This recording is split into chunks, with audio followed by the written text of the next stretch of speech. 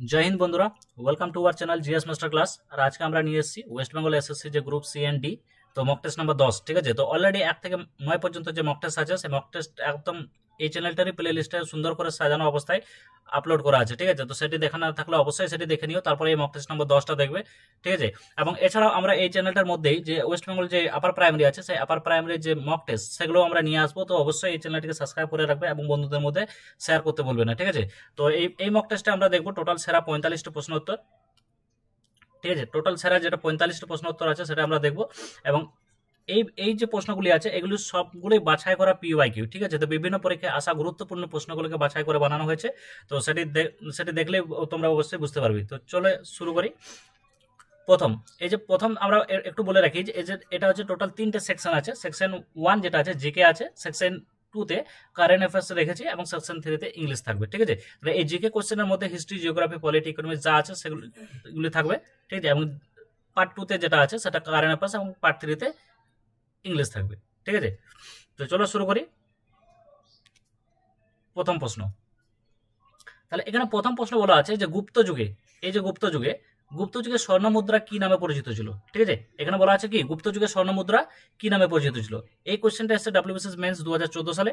ঠিক আছে, তাহলে 4টে অপশন দেওয়া আছে শতনা, মোহর, দিনার ও বরাহ। ঠিক আছে, তাহলে এই যে এটা যেটা আছে এটা যেটা সঠিক উত্তর কি হবে, তাহলে এটা সঠিক উত্তর হয়ে যাবে কি অপশন সি দিনার। ঠিক আছে, সঠিক উত্তর হয়ে যাবে অপশন সি দিনার। ঠিক আছে, এরপরে আসছি। আর এই যে মোহর যেটা ছিল না, এই মোহরটা ছিল মুঘল যুগের মুদ্রা। আর বরাহ তো একটা দেবতার নাম। ঠিক আছে, তো কোনো মুদ্রা নাই এটা, তাহলে অপশন সি সঠিক উত্তর। ঠিক আছে, 2 নম্বর প্রশ্ন আসছি। এই 2 নম্বর প্রশ্ন বলা আছে যে হরপ্পায় প্রাপ্ত প্রত্নতাত্ত্বিক খনন কার্যের ফলে প্রাপ্ত নিত্যরত্ন নারী মূর্তিটি কিসের ছিল। তার মানে বলছে যে দ্য ফেমাস ড্যান্সিং গার্ল যে পাওয়া গেছিল কোথায়, হরপ্পাতে, তাহলে এই ফেমাস ড্যান্সিং গার্ল কিসের তৈরি ছিল। ঠিক আছে, একটা দেওয়া আছে option A terracotta, option B bronze, option C steatite, আর অপশন ডি আছে কি লাল চুনাপাথর। ঠিক আছে, তাহলে এটা যেটা সঠিক উত্তর হয়ে যাবে সেটা কি হবে অপশন বি ব্রোঞ্জ। ঠিক আছে, এটা এসছে রেল গ্রুপ ডি 2013। তাহলে এখানে যেটা বলা আছে কি নিত্যরত, এই যে বলা আছে নিত্যরত নারী মূর্তি, অর্থাৎ যেটাকে বলা হয় কি ড্যান্সিং গার্ল। ঠিক আছে, ড্যান্সিং গার্ল সেটা কিসের তৈরি, ব্রোঞ্জের তৈরি। 3 নম্বর আসছি। 3 নম্বর প্রশ্ন বলা আছে যে কোন রাজ্য ভেঙে 1 নভেম্বর 2000 সালে ছত্তিশগড় রাজ্যের সৃষ্টি, অর্থাৎ ছত্তিশগড় রাজ্যটি তৈরি হয় কোন রাজ্য থেকে আলাদা হয়ে। ঠিক আছে, তাহলে এটা যেটা সঠিক উত্তর হবে 4টে অপশনের মধ্যপ্রদেশ, উড়িষ্যা, উত্তরপ্রদেশ, বিহার। তাহলে এই 4টে অপশনের মধ্যে যেটা সঠিক উত্তর হবে সেটা হবে কি মধ্যপ্রদেশ। ঠিক আছে, তাহলে মধ্যপ্রদেশ থেকে ছত্তিশগড়ের সৃষ্টি। ঠিক আছে, মানে মধ্যপ্রদেশ থেকে ছত্তিশগড় গঠিত হয়। এরপরে আসছি, এটাও এসছে ডাব্লিউবিসিএস পিলি 2006 আর 9। ঠিক আছে, 4 নম্বর প্রশ্ন বলছে যে বিখ্যাত গেরসপ্পা। ঠিক আছে, বিখ্যাত গেরসপ্পা যেটাকে বলা হয় যোগফলও বলা হয়। ঠিক আছে, লিখে দিচ্ছি যোগফল। ঠিক আছে, বা গেরসপ্পা জলপ্রপাত যেটা আছে, তাহলে এটা কোন নদীর ওপর অবস্থিত। ঠিক আছে, 4টে অপশন আছে গোদাবরী, সরাবতী, কাবেরী, নর্মদা। ঠিক আছে, তাহলে এই 4টে অপশনের মধ্যে যেটা সঠিক উত্তর হয়ে যাচ্ছে সেটা কি সরাবতী। ঠিক আছে, 4টে অপশনের মধ্যে যেটা সঠিক উত্তর হচ্ছে সেটা হচ্ছে কোথায় সরাবতী। আর এই যে গেরসপ্পা যেটা আছে এটা কোথায় আছে না কর্ণাটকা। ঠিক আছে, কর্ণাটকা। কোন নদীর উপরে, সরাবতী নদীর উপরে। ঠিক আছে, এরপর আসছি 5 নম্বর প্রশ্ন বলছে ভারতীয় সংবিধানে উল্লিখিত মৌলিক অধিকার যেটাকে আমরা বলছি কি ফান্ডামেন্টাল রাইটস। ঠিক আছে, তাহলে এই ফান্ডামেন্টাল রাইটস যেটা আছে এই মৌলিক অধিকারগুলি নিম্নলিখিত কোন রাষ্ট্র থেকে গৃহীত হয়েছে। তাহলে এই ফান্ডামেন্টাল রাইটের যে কনসেপ্ট যেটা আছে এটি কোন রাষ্ট্র থেকে গৃহীত হয়েছে। 4টে অপশন আছে আমেরিকা, সোভিয়েত রাশিয়া, ব্রিটেন, কোনটি না। ঠিক আছে, তাহলে এই যে ফান্ডামেন্টাল রাইট এবং এই সম্পর্কে যে পলিটি, তাহলে এই পলিটির ক্লাস আমাদের চ্যানেলে অলরেডি আপলোড করা আছে।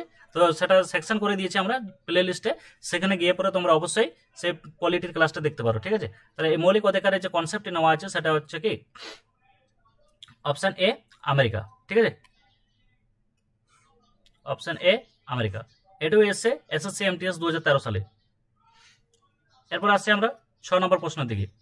6 নম্বর প্রশ্ন বলছে যে ভারতীয় সংবিধানের কোন সংশোধনের দ্বারা ভোটের বয়স অর্থাৎ এই যে ভোট যেটা আছে, ভোট দেওয়ার যে অধিকার যেটা আছে, তাহলে এই ভোটের দেওয়ার ক্ষেত্রে যে বয়স একটা ফ্যাক্টর থাকে, তো সেই বয়সটাকে কমিয়ে 21 বছর থেকে 18 বছর করা হয়। ঠিক আছে, 21 বছর থেকে 18 বছর করা হয়, যেটাকে আমরা বলছি যে ইউনিভার্সাল অ্যাডাল্ট ফ্র্যাঞ্চাইজ। তাহলে সেই বয়সটা 21 থেকে 18 বছর করা হয়েছিল কোন সংশোধনীর দ্বারা? তাহলে প্রথমে সেটা 21 বছর ছিল, তাহলে সেই 21 বছর থেকে কমিয়ে সেটাকে 18 বছর করা হয়। ঠিক আছে, তাহলে এটাকে কোন সংশোধনের দ্বারা করা হয়? ঠিক আছে, তাহলে চারটে অপশন দেওয়া আছে, 60তম, 61তম, 62তম, 63তম। ঠিক আছে, তাহলে সঠিক উত্তর কি হবে?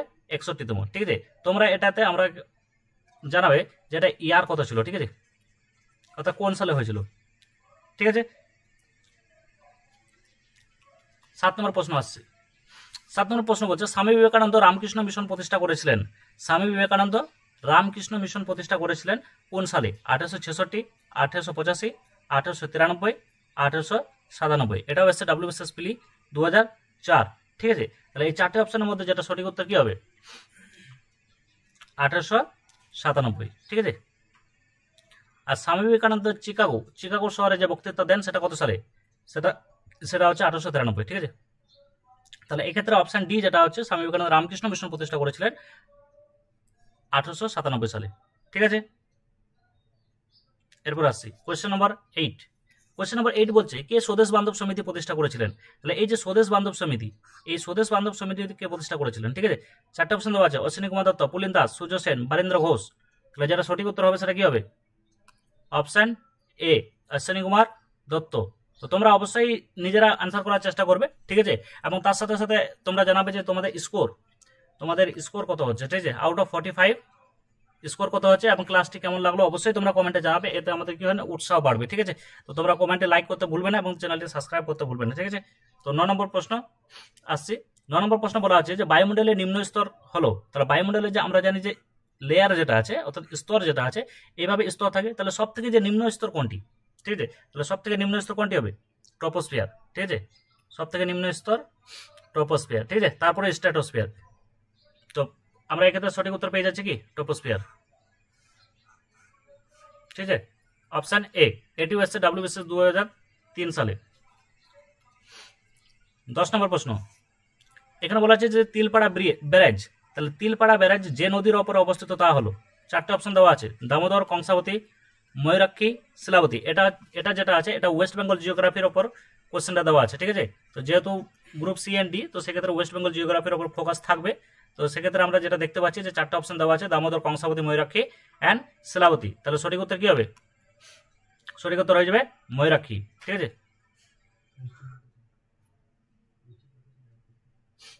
আর যদি এটা বলে যে কোন ডিস্ট্রিক্টে আছে, তাহলে সেটা ডিস্ট্রিক্ট হয়ে যাবে কি? বীরভূম। ঠিক আছে, বীরভূম।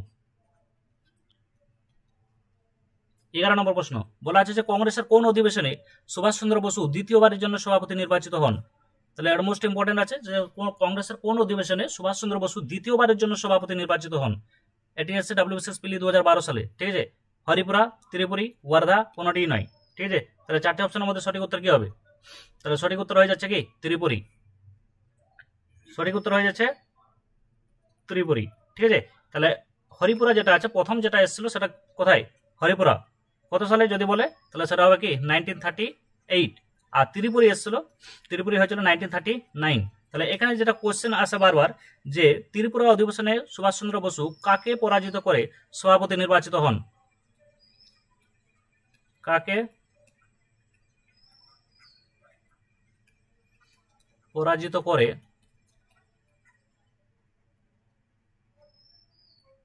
সভাপতি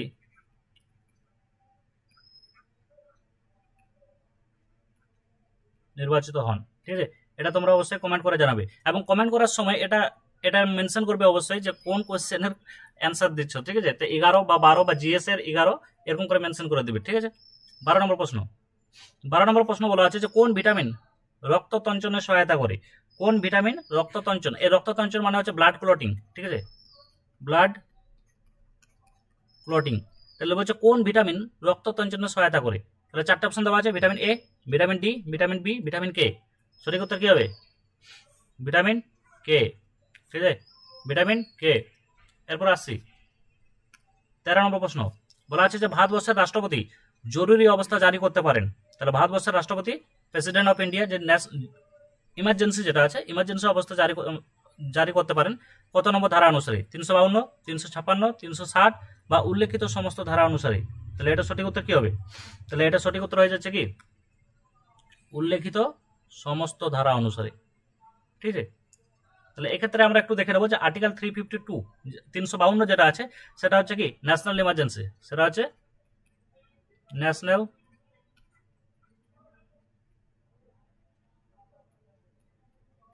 ইমার্জেন্সি। ঠিক আছে, আর আর্টিকেল 356 বা 356 যেটা আমরা বলছি কি স্টেট ইমার্জেন্সি বা প্রেসিডেন্সিয়াল রুল। ঠিক আছে,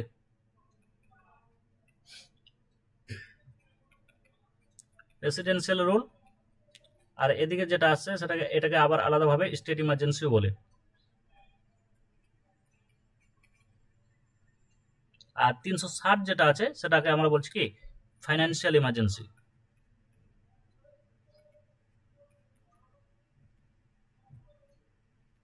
ঠিক আছে, তাহলে এক্ষেত্রে যেটা আছে রাষ্ট্রপতি যে জরুরি অবস্থা ঘোষণা করতে পারেন বা জারি করতে পারেন সেক্ষেত্রে উল্লেখিত তিনটি ধারা অনুসারে 352, 356, 360 তিনটি ধারা অনুসারে। ঠিক আছে, 14 নম্বর প্রশ্নের দিকে আসছি। এখানে বলা আছে যে কাকে ইমার্জেন্সি হরমোন, এই যে বলছে ইমার্জেন্সি হরমোন বলা হয়। চারটি অপশন আছে ইনসুলিন, অ্যাড্রিনালিন, ইস্ট্রোজেন, অক্সিটোসিন। চারটি অপশনের মধ্যে যেটা সঠিক উত্তর হবে সেটা কি অ্যাড্রিনালিন।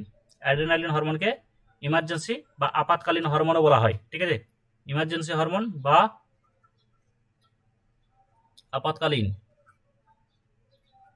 আপাতকালীন হরমোনও বলা হয়। ঠিক আছে, এরপর আসছি 15। বারবার পরীক্ষায় আসা ওয়ার অ্যান্ড পিস এর রচয়িতাকে, এই যে বই যেটা আছে এটা একটা বইয়ের নাম ওয়ার অ্যান্ড পিস, তাহলে এই ওয়ার অ্যান্ড পিস এই বইটির রচয়িতাকে পিএসসি মিসলেনিয়াস 2010। ঠিক আছে, চারটি অপশন আছে Charles Dickens, Leo Tolstoy, Mahatma Gandhi, কোনোটি নয়। তাহলে সঠিক উত্তর কি হবে? তাহলে সঠিক উত্তর হয়ে যাচ্ছে কি লিও টলস্টয়। Option B. ঠিক আছে, তাহলে অপশন বি এক্ষেত্রে সঠিক উত্তর। তাহলে এক্ষেত্রে আমরা দেখলাম 15টা কোশ্চেন। এবারে যেটা দেখছি 16 নম্বর, এই 16 নম্বর দেওয়া আছে কি হিসাবে 16 নম্বর দিয়েছে হোমওয়ার্ক হিসাবে। ঠিক আছে, তাহলে এটা তোমরা অবশ্যই জানাবে কমেন্ট, এবং কমেন্টে জানানোর সাথে অবশ্যই কোশ্চেন নাম্বার এবং জিএস পোর্শন বলে মার্ক করবে। ঠিক আছে, যে শিক্ষা অপেক্ষা করতে পারে কিন্তু স্বরাজ নয়, তাহলে এই উক্তিটি করেছিলেন কে? শিক্ষা অপেক্ষা করতে পারে কিন্তু স্বরাজ নয়, এই উক্তিটি করেছিলেন কে? ঠিক আছে, তাহলে এই উক্তিটি যে করেছিলেন সিআর দাস, না গান্ধীজি, না বালগঙ্গাধর তিলক, না রাজা গোপালাচারী? এটা থাকলো হোমওয়ার্ক, এটা অবশ্যই তোমরা কমেন্টে জানাবে। ঠিক আছে, এরপর আসছি সেকশন 2 অর্থাৎ কারেন্ট অ্যাফেয়ার্স। ঠিক আছে, তাহলে এই সেকশন 2 তে আমরা আসছি কারেন্ট অ্যাফেয়ার্স। দেখে নেবো আমরা পরপর। প্রথম প্রশ্ন বলা আছে যে 71তম জাতীয় চলচ্চিত্র পুরস্কারে বেস্ট ফিচার ফিল্ম তকমা পেল কোনটি? তাহলে 71তম যে জাতীয় চলচ্চিত্র পুরস্কার, এই জাতীয় চলচ্চিত্র পুরস্কারে বেস্ট ফিচার ফিল্মের তকমা পেল কোনটি? চারটে অপশন দেওয়া আছে 12 फेल, जवान, रॉकी और रानी की प्रेम कहानी और द केराला स्टोरी। ঠিক আছে, তাহলে চারটে অপশনের মধ্যে যেটা সঠিক উত্তর হবে সেটা হবে কি 12 फेल। সেটা হবে কি 12 फेल। ঠিক আছে, 12 फेल। এরপর আসছি 2 নম্বর। আচ্ছা, 2 নম্বর প্রশ্ন বলা আছে যে সম্প্রতি প্রয়াত প্রখ্যাত অর্থনীতিবিদ মেঘনাথ দেশাই কোন পদ্ম পুরস্কারে ভূষিত হয়েছিলেন? ঠিক আছে, সম্প্রতি প্রখ্যাত অর্থনীতিবিদ মেঘনাথ দেশাই কোন পদ্ম পুরস্কারে ভূষিত হয়েছিলেন? চারটি অপশন আছে পদ্মশ্রী, পদ্মভূষণ, পদ্মবিভূষণ, কোনটি নয়। তাহলে যেটা সঠিক উত্তর হবে সেটা হবে কি পদ্মভূষণ।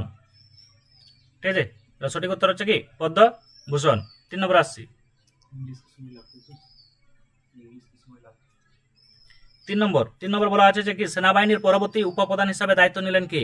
সেনাবাহিনীর পরবর্তী উপপ্রধান হিসেবে দায়িত্ব নিলেন কে? চারটি অপশন আছে পুষ্পেন্দ্র সিং, রাজীব ঘাই, সম্রাট সিং, বিজয় কান্দা। তাহলে সঠিক উত্তর হয়ে যাচ্ছে কি পুষ্পেন্দ্র সিং।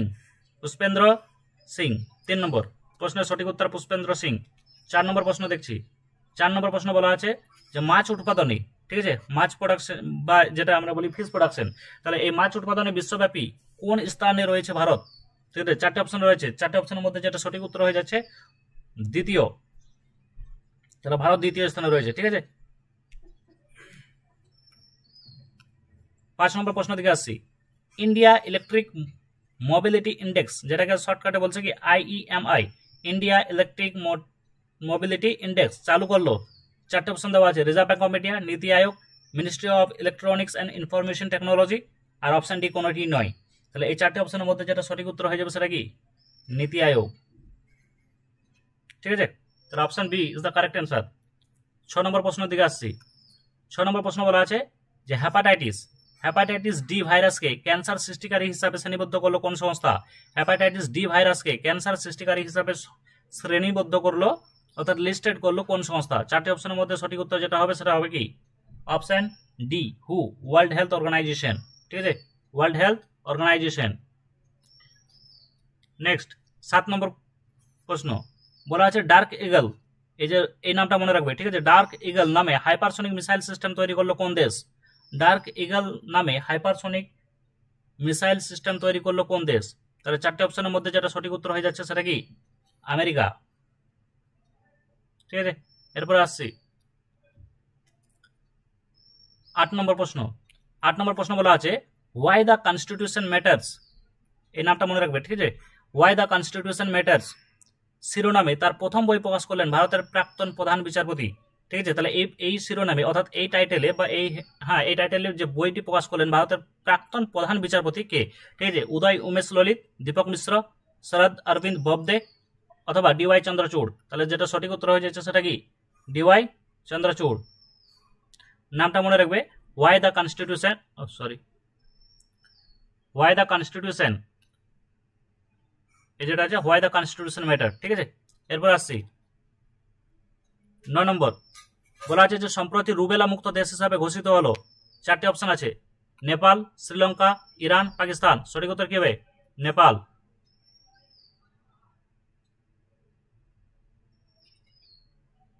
ঠিক আছে, 4টে সঠিক উত্তর হয়ে যাচ্ছে নেপাল। ঠিক আছে,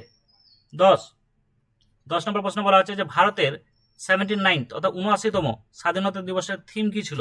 তাহলে ভারতের যে 79তম স্বাধীনতা দিবস হলো, এই 79তম স্বাধীনতা দিবসের থিম কি ছিল? ঠিক আছে, তাহলে এটার যেটা সঠিক উত্তর হয়ে যাবে সেটা কি? নয়া ভারত, নয়া ভারত। ঠিক আছে, এরপর আসছি 11 বলা আছে যে নিম্নলিখিত কে 2025 সালে অর্থনীতিতে নোবেল পুরস্কার পেয়েছেন? নিম্নলিখিত কে 2025 সালে অর্থনীতিতে নোবেল পুরস্কার পেয়েছেন?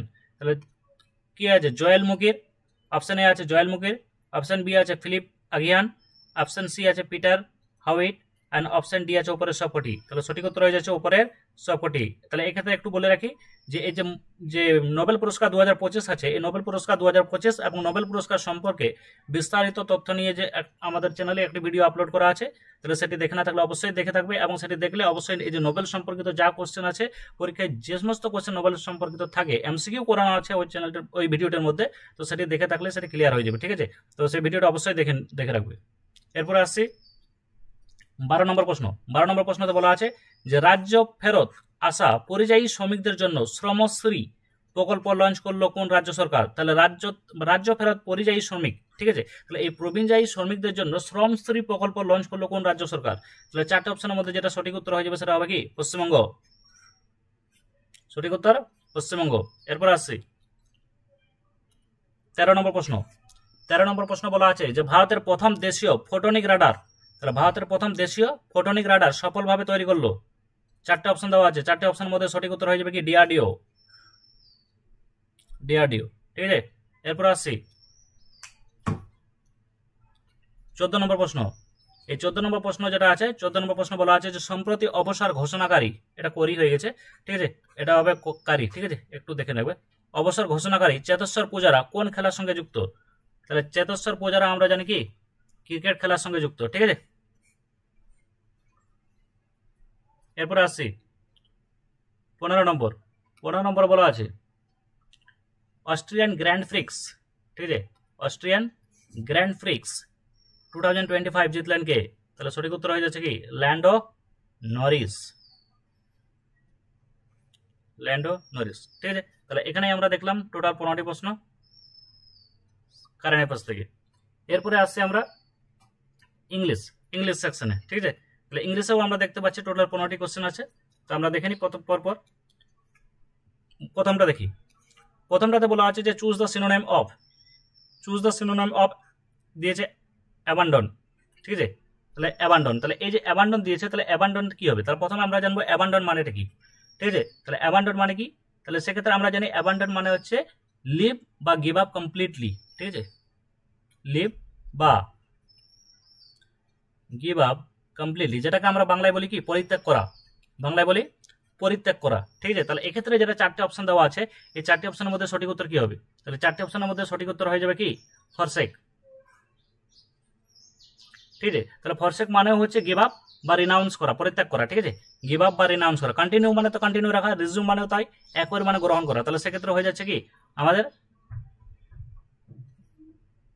ফরসেক করা। ফরসেক মানে হচ্ছে কি গিভ আপ বা রিনাউন্স করা, ঠিক আছে। তাহলে সিনোনিম বলেছে বা সমার্থক শব্দ, ঠিক আছে, সিনোনিম বা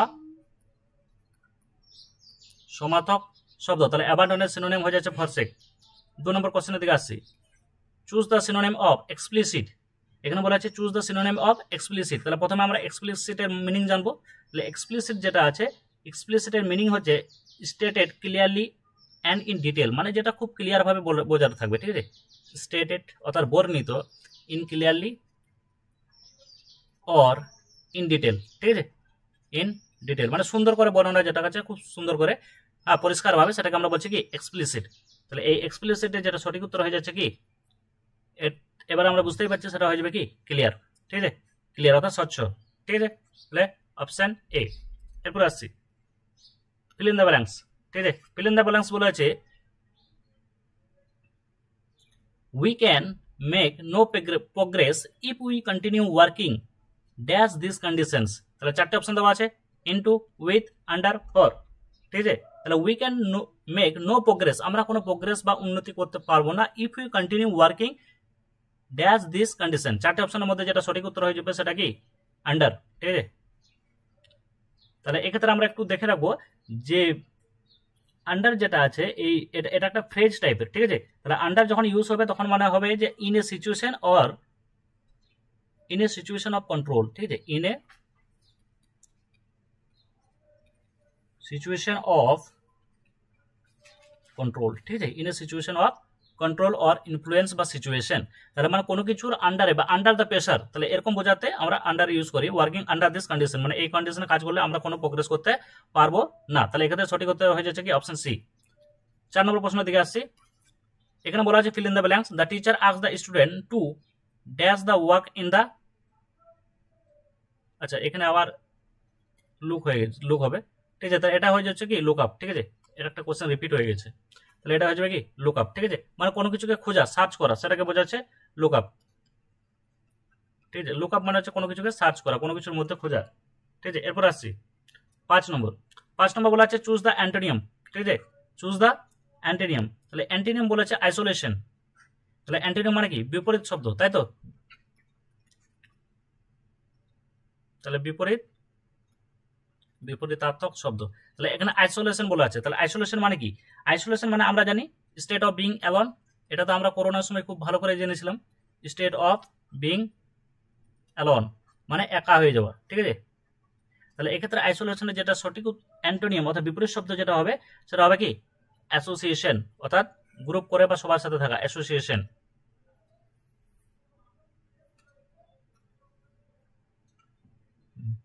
তো ঠিক আছে, তো এটা হয়ে যাবে কি অ্যাসোসিয়েশন। এরপর আসছি 6 নম্বর প্রশ্ন, আবার এসছে কি অ্যান্টোনিয়াম, ঠিক আছে। এই 6 নম্বর প্রশ্নে অ্যান্টোনিয়াম কি বলছে যে টার্মিনেট, ঠিক আছে, তাহলে এই টার্মিনেটের যেটা অ্যান্টোনিয়াম কি হবে, তাহলে টার্মিনেট সম্পর্কে আগে প্রথমে জানবো যে টার্মিনেটের মিনিং কি, তাহলে টার্মিনেটের মিনিং হচ্ছে to end or stop, to end or stop মানে হচ্ছে কোনো কিছু থেকে কাউকে বাদ দিয়ে দেওয়া বা কোনো কিছু স্টপ করে দেওয়া, সেটাকে বলা হয় টার্মিনেট করা, ঠিক আছে। তাহলে টার্মিনেটে এটা যেটা মিনিং হয়ে যাবে সেটা কি হ্যাস্টেন তো হবে না, ডিপার্ট মানে তো শেষ হয়ে যাওয়া, চেঞ্জ মানে তো বদলে যাওয়া, তো সেক্ষেত্রে হয়ে যাবে কি বিগিন অর্থাৎ শুরু করা, ঠিক আছে, বিগিন।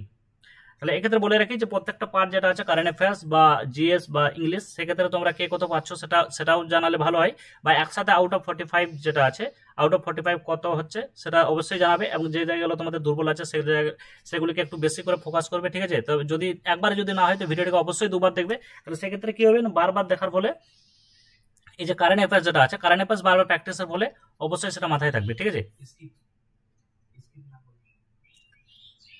7 নম্বর প্রশ্ন দিকে আসছি, 7 নম্বর প্রশ্ন বলা আছে যে স্পট দ্য এরর, ঠিক আছে। 7 নম্বর প্রশ্নতে আছে স্পট দ্য এরর। এখানে বলা আছে my sister has read pages after pages of the Bible, ঠিক আছে, অ্যান্ড অপশন ডিতে আছে নো এরর। তাহলে এক্ষেত্রে যেটা অপশন এতে আছে মাই সিস্টার, তারপর আছে হ্যাজ রিড, তারপরে দেওয়া আছে পেজেস আফটার পেজেস। তাহলে এক্ষেত্রে আমরা দেখতে পাচ্ছি কি অপশন সি, এই যে পেজেস আফটার পেজেস যেটা আছে, এই পেজেস আফটার পেজেস হবে না, কারণ কি ফ্রেজ যেটা হয় সেটা হয় কি page after page, page after page, ঠিক আছে। ফ্রেজ যেটা হয় সেটা হয় পেজ আফটার পেজ। আরেকটা যেটা হয় যে যদি দুটি নাউন কোনো আর্টিকেল দ্বারা, ঠিক আছে, কোনো প্রিপোজিশন দ্বারা যদি অ্যাড হয়, তাহলে সেক্ষেত্রে আমরা জানি নাউনগুলি হয় কোন ফর্মে, সিঙ্গুলার ফর্মে, ইন সিঙ্গুলার ফর্ম, ঠিক আছে, ইন সিঙ্গুলার ফর্ম। অর্থাৎ যদি দুটি নাউন মানে সেম নাউন যদি প্রিপোজিশন দ্বারা যুক্ত হয়, তাহলে সেক্ষেত্রে আমরা দেখতে পাই যে সেই নাউনগুলি কোন ফর্মে হয়, সিঙ্গুলার ফর্মে, ঠিক আছে। তাহলে এক্ষেত্রে আমরা দেখতে পাচ্ছি কি অপশন সিতে ভুল আছে। 8 নম্বর প্রশ্ন দেখে নেব। 8 নম্বর প্রশ্ন বলা আছে স্পট দ্য এরর। এখানে বলা আছে বাই দ্য টাইম, এটা অপশন এ। তারপরে বলেছে we got our tickets and entered the cinema theatre, option সিতে আছে the show was already began, ঠিক আছে। অপশন ডিতে আছে কি নো এরর। তাহলে এক্ষেত্রে আমরা দেখতে পাচ্ছি যে by the time we got, এই যে গট যেটা আছে, we got our tickets and entered the cinema theatre, এটাও আছে পাস্ট টেন্সে। তারপরে যেটা দেওয়া আছে the show was already began, এটা পাস্ট টেন্সে। কিন্তু আমরা জানি যে দুটি ঘটনা পাস্ট টেন্সে শুরু হলে যে ঘটনাটি প্রথমে ঘটে সেটা হয়ে যায় কি পাস্ট পারফেক্ট। তাহলে সেক্ষেত্রে আমরা দেখতে পাচ্ছি যে অপশন সিতে ভুল আছে, the show was already began, মানে এই ঘটনাটি প্রথমে ঘটেছে, তাহলে এটা হয়ে যাবে কি the show had already begun. তাহলে ওয়াসের জায়গায় কি হবে, হ্যাড, ঠিক আছে। তাহলে অপশন সিতে ভুল আছে। এরপর আসছি 9 নম্বর প্রশ্ন দিকে। এই 9 নম্বর বলা আছে যে চেঞ্জ দ্য ভয়েস, ঠিক আছে। 9 নম্বর প্রশ্ন বলা আছে কি চেঞ্জ দ্য ভয়েস, ঠিক আছে। বলেছে they should follow all the instruction carefully, আচ্ছা কেয়ারফুলি, ঠিক আছে, they should follow all the instruction carefully. তাহলে এক্ষেত্রে সঠিক উত্তর কি হবে, তোমরা অবশ্যই একটু দেখে নেবে 4টা অপশন পড়ে। তাহলে এক্ষেত্রে যেটা সঠিক উত্তর হবে সেটা কি হবে, শুড বি। কারণ কি এক্ষেত্রে আর দেওয়া আছে, এখানে শুড, এখানে আর দেওয়া আছে, তো প্রথম অপশন এ তো হবেই না। তারপর এখানে হ্যাভ টু দেওয়া আছে, তো শুড হবে না। এখানে ক্যান বি আছে, তাহলে এখানে শুড বি এক জায়গাতেই আছে, তাহলে সেটা হচ্ছে কি অপশন এ, অপশন এ, ঠিক আছে, অপশন এ। তাহলে এই যে ভয়েস চেঞ্জ দ্য ভয়েস যেটা আছে, এটা হচ্ছে কি sorry option B, all the instruction should be carefully followed by them, ঠিক আছে। এরপর আসছি 10 নম্বর। 10 নম্বর বলা আছে ওয়ান ওয়ার্ড সাবস্টিটিউশন, ঠিক আছে, অর্থাৎ এক কথায় প্রকাশ যেটাকে আমরা বলি, বাংলায় এক কথায় প্রকাশ যেটাকে বলে। তো অবশ্যই তোমরা চ্যানেলটিকে সাবস্ক্রাইব করতে বলবে না, ঠিক আছে, এবং বন্ধুদের মধ্যে শেয়ার করবে। এক কথায় প্রকাশ, এক্ষেত্রে বলা আছে an official call to appear in a court of law, ঠিক আছে। তাহলে বলছে যে অফিসিয়াল কল ডাকা হয় কোথায়, কার সামনে দাঁড়ানোর জন্য, কোর্টের সামনে, তাকে কি বলি, সামন, নোটিশ, মেমোরেন্ডাম, ইয়া ফির পেটিশন, ঠিক আছে। তাহলে 4টে অপশনের মধ্যে যেটা সঠিক উত্তর হয়ে যাবে সেটা হবে কি সামন। কোর্টের দ্বারা কাউকে ডাকা হলে সেটাকে বলা হয় কি সামন বলা হয়, ঠিক আছে। নোটিশ তো সম্ভবত জাস্ট ইনফরমেশনটাকে আমরা নোটিশ বলি। মেমোরেন্ডাম যেটা আছে রিটেন রেকর্ডকে আমরা মেমোরেন্ডাম বলি। আর পিটিশন যেটা হচ্ছে সেটা হচ্ছে ফর্মাল রিকোয়েস্টকে আমরা পিটিশন বলি, ঠিক আছে। তাহলে এক্ষেত্রে যেটা সঠিক উত্তর হয়ে যাচ্ছে সেটা কি সামন। 11 নম্বর প্রশ্নের দিকে চলে আসি। এখানে ওয়ান ওয়ার্ড সাবস্টিটিউশন, এখানে বলা হচ্ছে এ কিওর অফ অল ডিজিজ, মানে যেটাতে সব ডিজিজ যেটা আছে সব রোগকে নির্মূল করতে পারে, সেটাকে আমরা কি বলি, ল্যাক্সাটিভ, প্যানাসিয়া, অ্যান্টিডট, ইয়া ফির পিউরোগ্যাটিভ, ঠিক আছে। তাহলে এক্ষেত্রে যেটা সঠিক উত্তর হয়ে যাবে সেটা কি প্যানাসিয়া, ঠিক আছে, অপশন বি, অপশন বি। এরপর আসছি 12 নম্বর প্রশ্ন। 12 নম্বর প্রশ্ন বলা আছে আইডেন্টিফাই দ্য কারেক্ট ইডিয়ম। তাহলে এক্ষেত্রে যে কারেক্ট ইডিয়ম, এই স্পিক অ্যান্ড স্প্যান, এটা সঠিক মিনিং কি হবে, ঠিক আছে, স্পিক অ্যান্ড স্প্যান, ঠিক আছে। তাহলে এই স্পিক অ্যান্ড স্প্যানের যেটা সঠিক উত্তর হয়ে যাচ্ছে সেটা কি neat and clean, neat and clean, neat and clean. 13 নম্বর প্রশ্ন দিকে আসছে। 13 নম্বর প্রশ্নতে বলা আছে আইডেন্টিফাই দ্য কারেক্ট ইডিয়ম, ঠিক আছে, কারেক্ট ইডিয়মটা বার করতে বলেছে। তাহলে কারেক্ট ইডিয়ম কি হবে, to hit below the belt, বারবার পরীক্ষায় আসে to hit below the belt. 4টে অপশন আছে, to punish, to tie with a belt, to hit with a belt, and to attack unfairly. তাহলে এই যে বিলো দ্য বেল্ট মানেই হচ্ছে টু অ্যাটাক আনফেয়ারলি, ঠিক আছে, অপশন ডি, অপশন ডি, ঠিক আছে। 12 আচ্ছা 13 মিস্টেক হয়েছে, ঠিক আছে, 13 নম্বরটা বাদ পড়ে গেছে সম্ভবত। 14 নম্বরে আসছি। এখানে বলা আছে চেঞ্জ দ্য ন্যারেশন, ঠিক আছে, everybody said how well she sings, ঠিক আছে। 14 নম্বর বলেছে কি চেঞ্জ দ্য ন্যারেশন। আচ্ছা আচ্ছা 12 নম্বর এটা ডবল ছিল, এটাই হবে 13 নম্বর, ঠিক আছে, এটা হবে 13 নম্বর। হ্যাঁ ঠিকই আছে, এটা 13 নম্বর হবে, জাস্ট শুধু নাম্বারটা মিসিং, 12 হয়ে গেছে, এটা 13 হবে, আর এটা হচ্ছে 14। চেঞ্জ দ্য ন্যারেশন, এই চেঞ্জ দ্য ন্যারেশন যেটা আছে সেটা বলছে everybody said how well she sings, তাহলে সঠিক উত্তর হয়ে যাবে কি everybody exclaim that how sang very well, তাহলে option C, option C, everybody explain that how that she sang very well, ঠিক আছে।